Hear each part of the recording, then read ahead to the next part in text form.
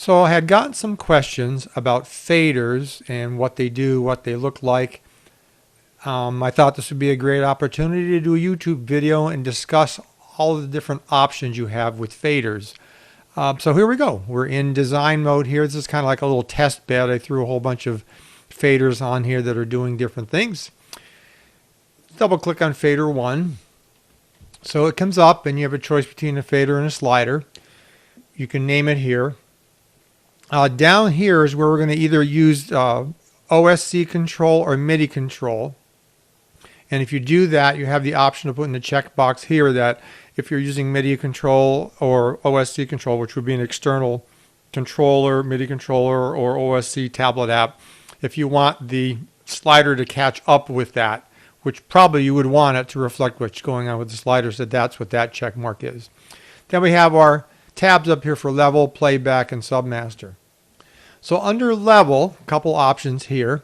First of all, you do have a value range. So DMX is 0 to 255. If you're designing a fader for a light and you don't want that light to be able to go up to full value, you could change the high limit on here to say 125, which is about 50% of what the normal value would be.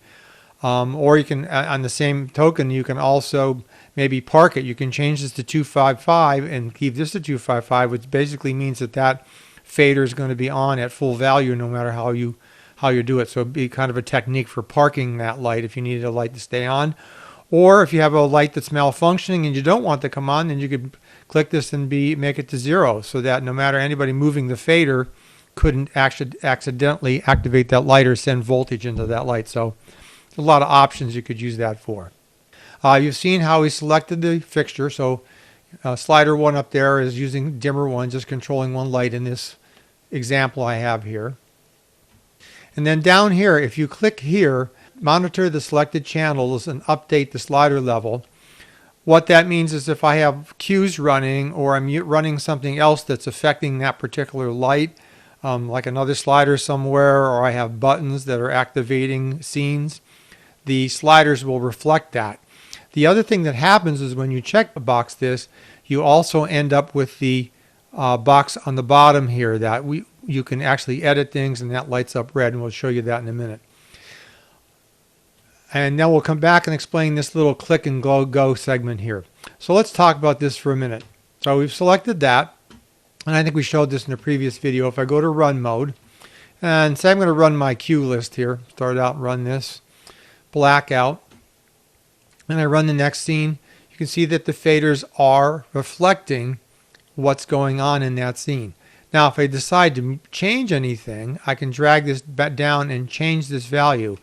That does not change the value in the cue, but one of the things you could do here is you could bring up a similar setup, alter some of the lighting intensities, and then save this as a new scene as a possibility. So you could be in rehearsal and maybe adjust something and then say save this as a new scene 1, then later on after rehearsal's over, and I talked about this in the editing video, you could go back and replace scene 1 with scene 1A, which is your new improved version of that. When you click the red box, it returns to the preset values that the cue we're sending. So what happens if you don't check that box? We'll show you an example. Let's go over here, and I'm going to double click on this fader, and it's already set the level, but I'm going to uncheck the box that says monitor the selected channels and update. So now they're gone, and you're going to watch now the X is gone. So what this affects, let's go back to run mode, it really changes the way that the fader operates. So I know these faders are going to come in on scene 3, so I'm going to start here and say start run. Now watch. These faders are going up. This fixture is also coming on. This particular fader is responsible for this picture, but notice since we didn't check it, it's not following the cue, it's not changing. So you don't get an indication on your faders. Also, there's a unique thing here. If I go to edit this, notice that it isn't changing the light intensity at all until I go above 78%. So I go above 78%, now it does change the intensity. If you watch it real carefully, you can see it coming up a little bit in value. But once I go below 78%, it's not changing the value. And why is that? Well, this fader is now respecting the highest takes precedence rule with lighting software. So when this fixture is designed in the fixture definition, they're saying that the intensity control is going to be highest takes precedence. So whatever information, DMX information, is coming to that particular channel, it's going to always respect the highest number. So right now it's receiving from the Q screen here, telling it to go to 78%. But if I press this up and go above 78, it'll go above that. But if I try to come down below it, it will not go below 78%. So that's one of the things you have to keep in mind if you don't do that with the faders. Now the interesting thing is here, when you add this feature that it's going to follow, it will take over and you can change intensities if you know that. So that's a little something different to consider, that if you're going to be wanting to maybe change intensities this way, then selecting that checkbox will give you that opportunity to do that. When I've got that box in there, I can actually override the information. The highest takes precedence rule is not being followed now. I can actually override the settings from the Q list. Where over here, it's highest takes precedence, and the Q list is at 78. If I go above that, I can go above that, but I can't go below 78. Hopefully that makes sense to you. Let's go back and we'll put this back to where it is. So I'm going to go to level, check my monitor box there. You have some options down here if you are designing or using a MIDI interface, or if you're designing some OSC control on your tablet, you can actually have a connection between your remote MIDI device or your OSC and the button. So that's what this is for. This is the override reset control, and you can actually have that on a separate thing. I am going to publish a video on OSC control and one on MIDI control too, so you can take a look at that and see how all these auto detect and custom feedback things work. All right, now another thing that you see here that's an option with sliders is this click and go. So for intensity faders like up here, the click and go doesn't make a lot of sense because, I mean, it's just intensity. I'm just going up and down and changing the intensity. But where it does make more sense is when you have a light that has a lot of different features to it. And I've done a little example over here. Let's take a look. I put in an Intimidator Scan LED 300. And if we look at this particular fixture, it has 11 channels of information. It has pan, tilt, color, shutter, dimmer, gobo wheel, gobo rotation, prism focus, and then it has 2 functions that affects the way that the light does certain things. And so I kind of inserted that into the virtual console and put it in here. And it is located right there in the middle. What this does then when you do faders, this particular fixture, the way it does color, is it has a wheel in it with color circles in the wheel. Now, normally if you're programming this and you're just moving a fader, you got to get out the manual because it'll tell you, okay, between 0 and 10 is red, and then 11 to 20 is yellow, etc., etc. So it's really a pain because you got to get out and look up all these values. Well, when you're designing the fixtures and putting them in, look at the level. I've checked the box that says Gobo Effects Macro. That gives me this extra little box up here. When I'm in run mode, I don't have to remember the numbers for this. I just click on this box. There are all my different colors. This has been pre-programmed in by somebody. So this makes it super easy. Whatever color I want, I can just go in here and say, well, I want this to be green. And it moves the slider to the correct position to do green. Same thing here. I've assigned this one to shutter. Double click.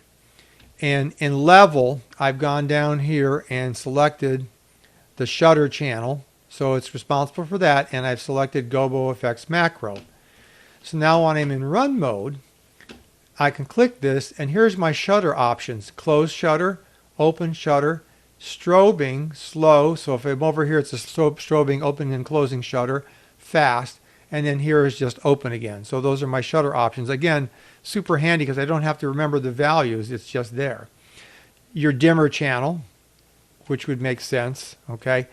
Not putting a window in there because that's just dimmer, so what do we need a window for? I mean, it's indicated up the top here how much percent, or in this case, I left it DMX, so I'm operating 0 to 255 or full. Gobos. Click on here. Here's all my different gobos that I have in that particular fixture. So this fixture also has a rotating wheel with different gobos in it.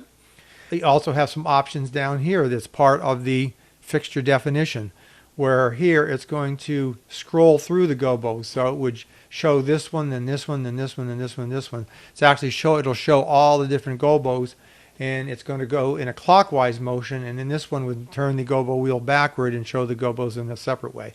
But again, just select your gobo. This would be simply open, just the open thing, no gobo. So rotate. We have stop. We have rotate counterclockwise. Here would be slow. There would be fast.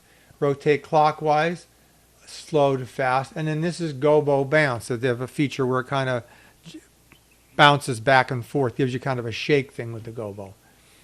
Prism. So this particular light has a prism in it, which changes it from maybe one image on the floor to maybe 3 or maybe 5.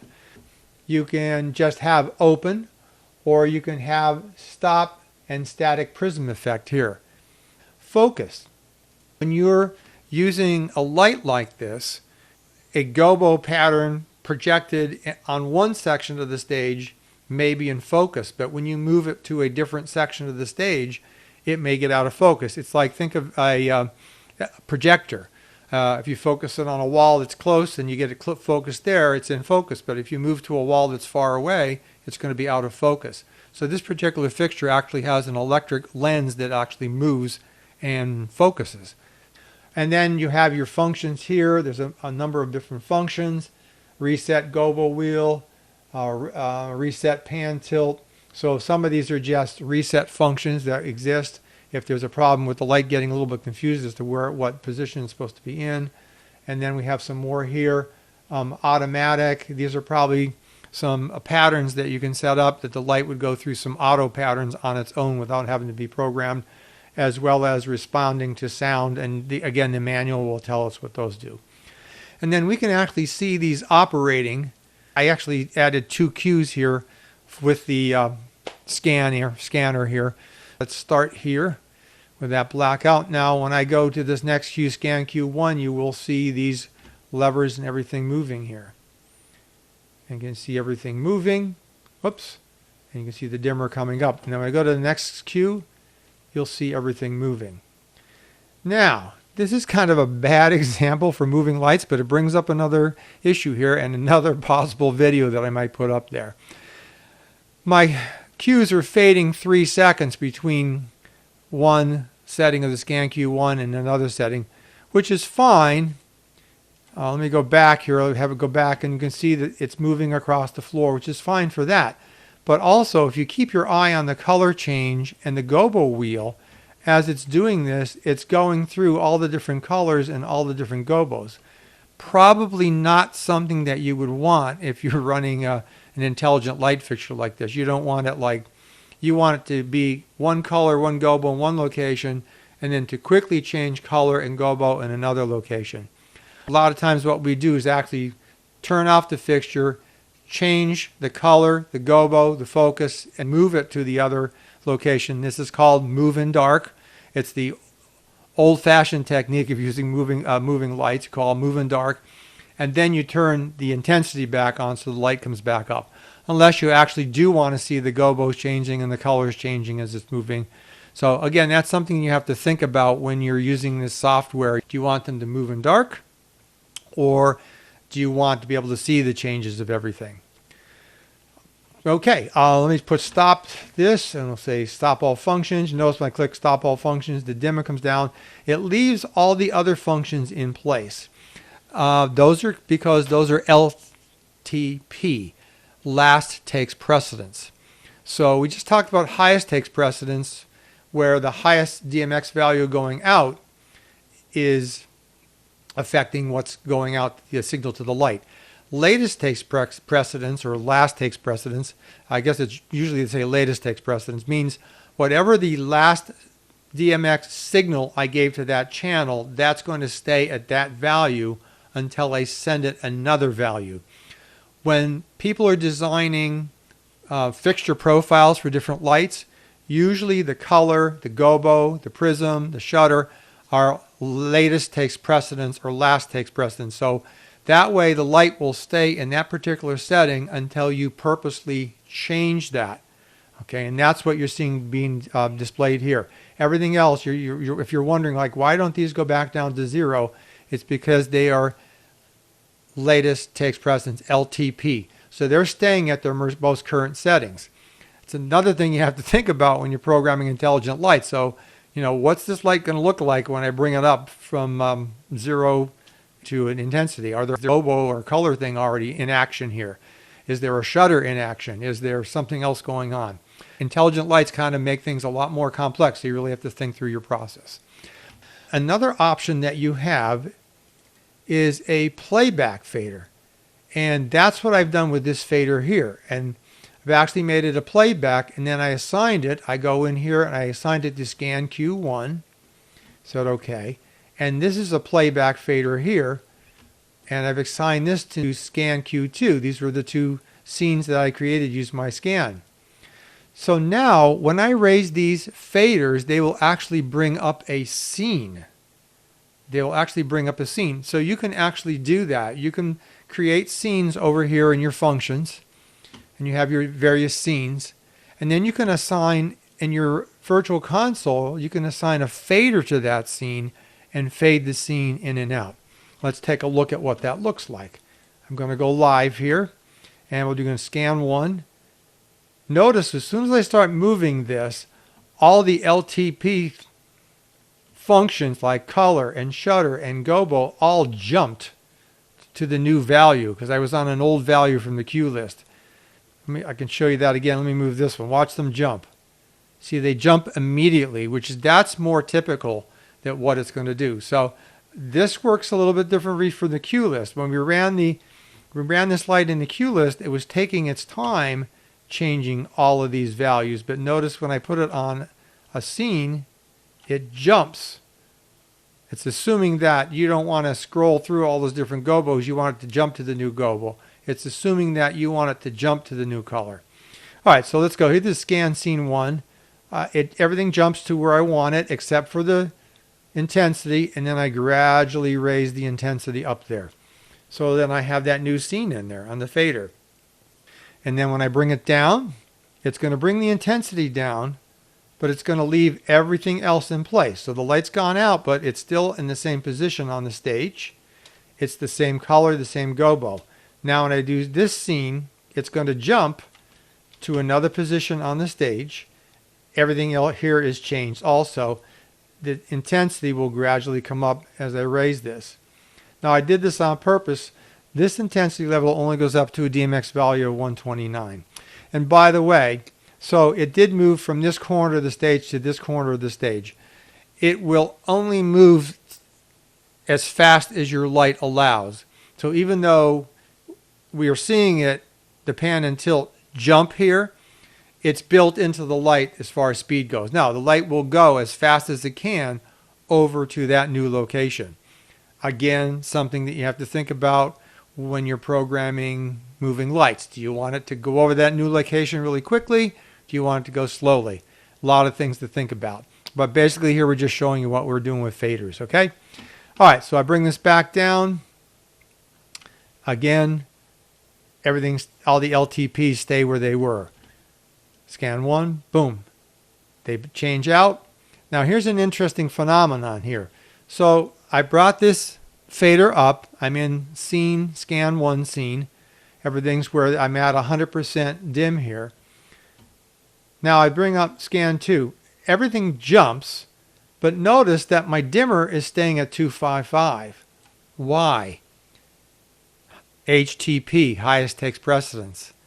So it's still receiving a signal over here for DMX value of 255. So it's keeping the dimmer value up at 255. So even though we went to the new scene, scene 2, scan scene 2, it's not changing the dimmer value because I still have scan scene 1 up. it won't change that dimmer value until I bring out, there it goes out. Okay? So there's an interesting phenomenon there, and you have to think about that if you are going to use faders to control an intelligent light like this. So let me explain again. So we're in scene 2 here. When I bring in scene 1, everything jumps. Do you see it? If I pull back down, it goes back to 2. Scene 1, LTPs, scene 2. Scene 1, and then gradually the intensity will come up. All right, so you can see how that reacts. Now, I thought, well, okay, let's just stop all functions for a minute. What happens if we take these faders and we put them in a solo box so they'll only operate one at a time? So here's what that looks like. Here's scan scene 1.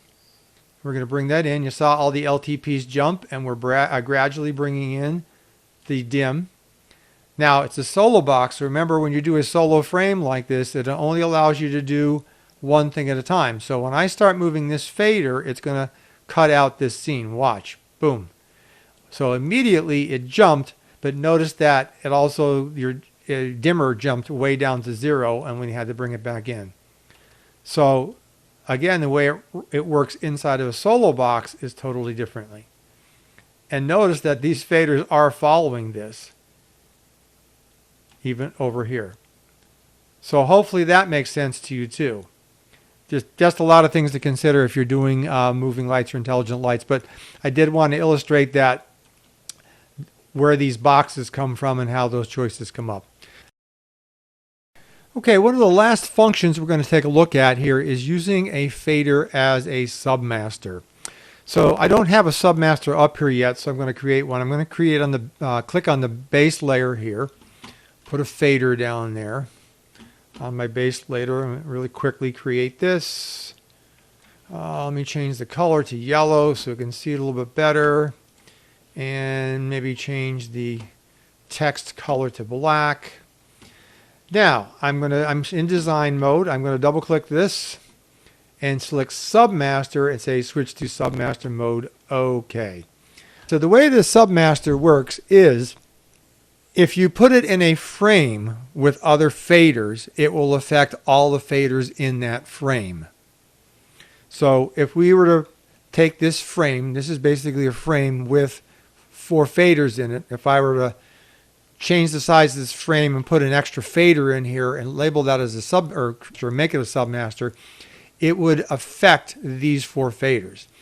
If I were to take or create a frame with all of these faders, these 3 boxes of faders in a frame, and then put a submaster in that frame, then it would control these all 3 sets of faders. Since I'm putting the submaster on the base layer, and everything else here exists on this base layer, the cue list, the faders, everything, then the submaster will actually work on everything that we're currently looking at. It will have an effect on everything. So let's show you what I mean. Let's bring up the monitor, and I'm going to say get to run mode here. We'll start blackout. Scene 1, we have lights coming up. Blackout. Scene 2. All right, I can engage my submaster now, and notice that the submaster starts at the top, so it's what we call an inhibitive sub. It's running at full DMX value. If I pull it down, it reduces the value proportionately all the way across the board. So it's almost like a Grand Master. And we do have that over here. You can kind of do the same thing over here by reducing your Grand Master, pulling that down. The only difference is with the Submaster, I can, as I said, put this in different frames and only have it controlling groups of faders instead of having to control all of them. But that's basically what a Submaster does. If you put it in a frame with something, it'll control everything inside of that frame. If I put it on the base layer, like I just did with this one, it's going to control everything that's there.